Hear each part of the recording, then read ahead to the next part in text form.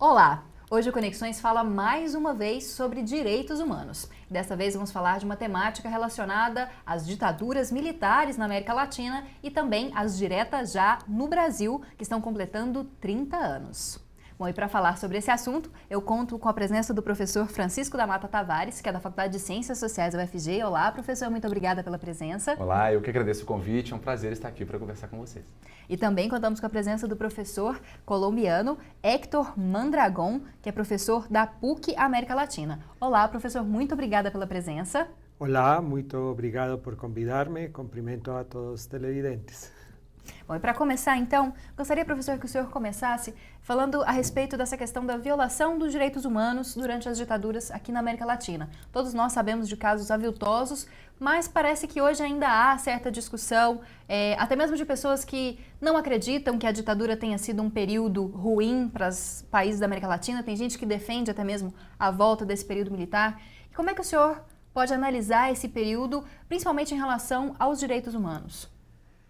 Eu acho que as dictaduras militares na América Latina levaram ao extremo a violação dos direitos humanos, mas não somente as dictaduras militares, sino que hoje temos na América Latina outros modelos de violações massivas de direitos humanos, sem precisar a ditadura militar, porque acho que as dictaduras militares se desprestigiaram pelas coisas que fizeram em Guatemala, em Argentina, em Chile, os desaparecidos, miles de desaparecidos, e como se fora uma intenção de limpar o sistema, se tirou a sujeira para essas dictaduras militares, mas está tentando reconstruir e temos já exemplos tanto de golpes de Estado que são feitos pelos civis, aparentemente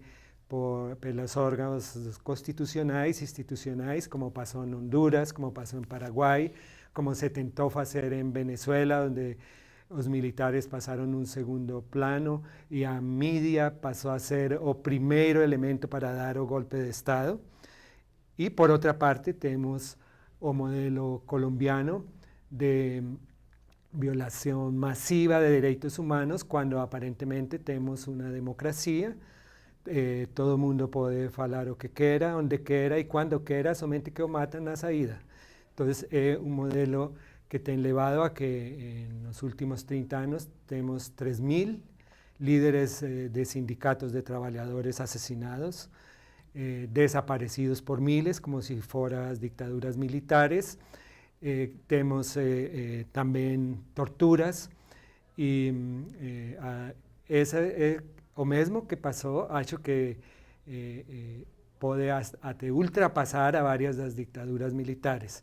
Então, o que temos é que o sistema encontra o jeito novamente de violar massivamente os direitos humanos. Vemos agora o caso de México, que com a situação da guerra contra as drogas está chegando também à mesma situação de Colômbia, com massacres, com desaparições feitas por grupos de narcotraficantes ou de autodefensas ou outros grupos armados que aparecem e finalmente isso causa o mesmo efeito que as ditaduras militares conseguiram, que é destruir o tecido social, destruir a liderança das organizações sociais e liquidar totalmente o movimento social opositor, a dissidência e impedir que o sistema seja questionado de um jeito decisivo.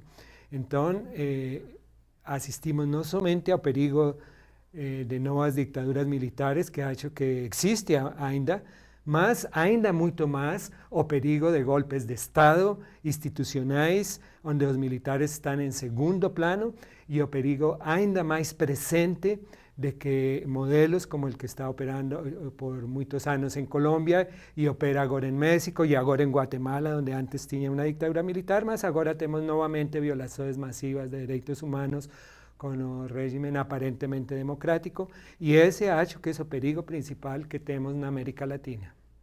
O senhor concorda, professor? A gente vive aí sobre uma suposta democracia, mas que da mesma forma não respeita direitos humanos, direitos sociais da maior parte da população? que me parece é que esse problema pode ser pensado em dois grandes eixos. O primeiro diz respeito a como foi feita a transição, e basta nos pensar, por exemplo, no caso brasileiro. É uma transição por cima, é uma transição negociada entre elites, é uma transição que conta com uma forte mobilização popular, mas que se frustra quando a gente perde a emenda Dante de Oliveira, quando os movimentos não são vitoriosos o bastante para consolidarem uma democracia de baixo para cima. E como essa transição, portanto, implica um esquecimento dos profundos vilipêndios de direitos humanos ao longo da terrível ditadura militar brasileira. Portanto, nós não temos suficientemente memória, nós não temos suficientemente compreensão do que ocorre e nós não temos, sobretudo, responsabilização daqueles que violaram direitos humanos. Então, a assim chamada lei de anistia, que é uma contradição em termos, porque o Estado se anistia dos seus próprios crimes, isso não existe no direito internacional, permite uma cultura de impunidade que leva a um esquecimento e que tende, por sua vez, a conestar a reiteração dessas práticas na contemporaneidade. Então, o que acontece no Brasil de hoje parece que é um cheque em branco por conta da não responsabilização no passado para que as práticas de antes se perpetuem. Vamos dar um exemplo. Do ano passado para cá, o nosso projeto de pesquisas, o ProLuta, que trabalha com ativismo antirregime e lutas sociais, com foco específico no Brasil, mas a gente trabalha também com outras nações, percebe que pouquíssimos são os protestos que não se concluem no Brasil, protestos de rua, com detenções ilegais. Pouquíssimos são os ativistas que não estão no espectro partidário de governo, que portanto não são governo em algum lugar, que não têm a sua segurança colocada em risco. E a gente tem situações emblemáticas nesse sentido. Hoje, no Rio Grande do Sul, um governo pretensamente de esquerda invade casas de militantes anarquistas e de militantes trotskistas para recolher livros e documentos e os encarcera. Governos já, digamos, mais conservadores e à direita, como no estado de São Paulo, prendem um estudante como Fábio Idequi, um menino pacífico, que fica 50 dias detido, com uma acusação que depois se revela absolutamente disparatada. No estado de Goiás, nós tivemos 3 presos políticos com base em um inquérito absolutamente frágil. E tivemos aqui o que eu considero um dos quadros mais antológicos dos problemas da nossa transição. Uma atividade cultural na periferia da cidade, educativa, organizada por uma escola, dedicada à memória da ditadura militar. A polícia militar é chamada para dar segurança a esses cidadãos e incorre violentamente contra esses jovens, como que celebrando o golpe militar, acaba com o evento, detém ilegalmente jovens de periferia numa escola. Isso mostra muito claramente como cada um recebe o legado da ditadura militar. Parece que as nossas polícias militares querem comemorar e praticar aqueles vilipêndios ao tempo em que nós queremos, em alguma medida, denunciar e nos livrarmos daquele momento. Esse caso aqui de Aparecida de Goiânia tem sido comentado no mundo inteiro. Por quê? Uma escola quer se lembrar do que acontece na ditadura militar para que não ocorra mais e a polícia vai lá e pratica exatamente o que se fazia naquela época. Isso é assustador.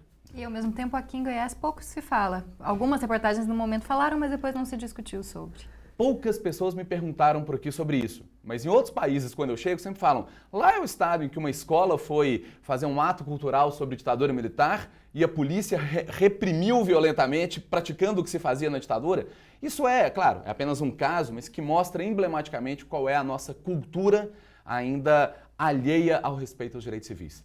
Eu reitero, poucos são os protestos de rua no Brasil contemporâneo que não terminam com prisões e detenções legais.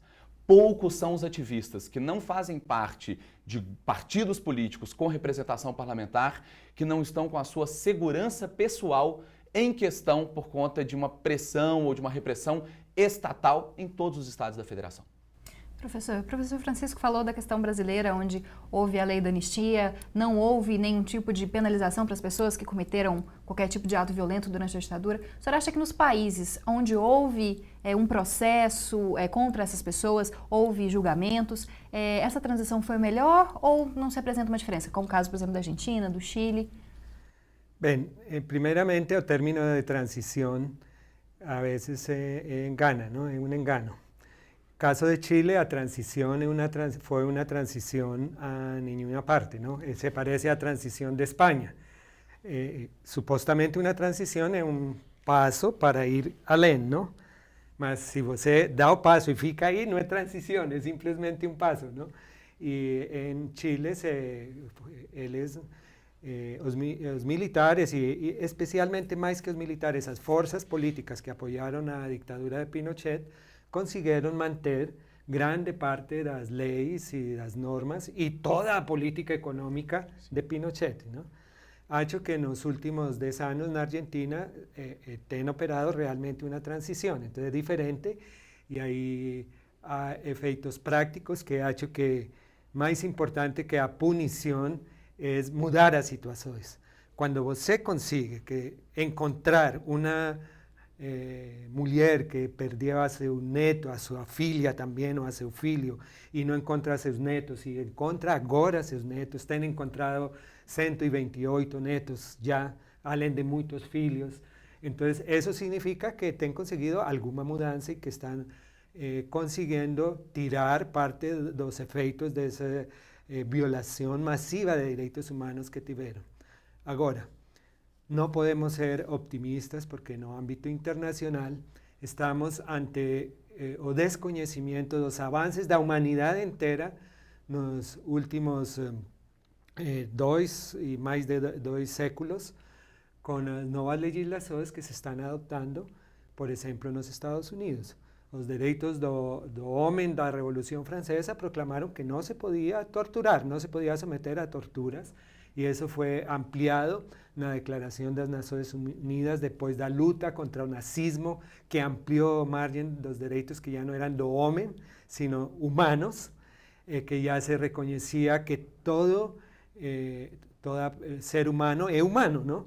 E que não precisa ser cidadão ou crente ou partidário de alguma ideia para ser considerado com dignidade e com direitos que são, por uma parte, iguais, mas, por outra parte, também específicos para pessoas de acordo com sua situação cultural, nacional, aos grupos com que se identifica, a sua identidade, e que também tem que ver com os coletivos, que são direitos humanos coletivos. Isso se conseguiu, se avançou até a Declaração das Nações Unidas e depois com os direitos econômicos e sociais, que partem de reconhecer isso, que todas as pessoas somos humanos e temos direitos humanos. Mas quando você fala que pode deter, sem ordem de captura, um cidadão estrangeiro, quebrou. Volta para o direito romano, que é muito anterior à Revolução Francesa. Então, os que não são cidadãos, os estrangeiros, podem ser levados a uma cadeia sem ter sido acusados de nenhuma coisa. Isso é bem grave para a humanidade. E, além disso, podem ser torturados. Então, se quebrou todo o sistema dos direitos do homem. E isso está repercutindo porque agora já se aprovou que também os cidadãos, não? Então já não passamos ao direito romano, sino ainda antes de isso, a que se desconheça, como quando o Papa podia dar aos reis de Portugal e Espanha o direito de conquistar aos sarracenos, aos infiéis. Eles não eram humanos, não? Eles poderiam ser expoliados, escravizados. Agora diz, alguém pode ser detido e torturado sem ter uma acusação judicial, sem ter uma ordem judicial. Está quebrado o sistema de direitos humanos. Ok. Bom, nosso primeiro bloco está chegando ao fim e vocês continuam conferindo esse debate no próximo bloco.